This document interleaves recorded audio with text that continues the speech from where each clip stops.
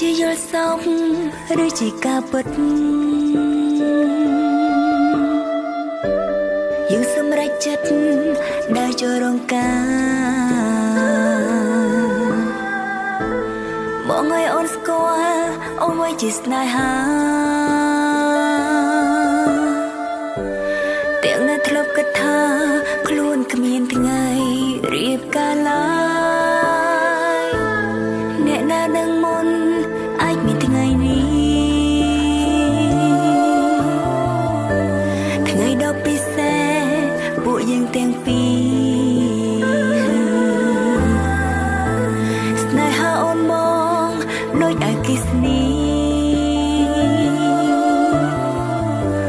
ប៉ុន្មាននាទីផ្ដើមមានចិត្ត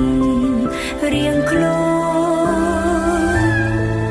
បានទេមិនអោយអូនខ្មាំងគេ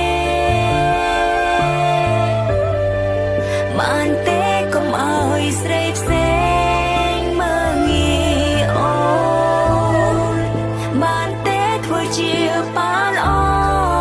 របស់កូនបានទេអូនសំប៉ុណ្ណឹង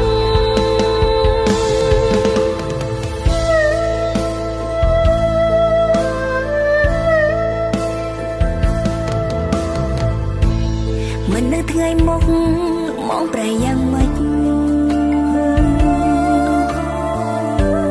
ត្រឹមនឹងពេលនេះបងល្អណាស់អាយុបងក្មេងតែរឹកបងចាំ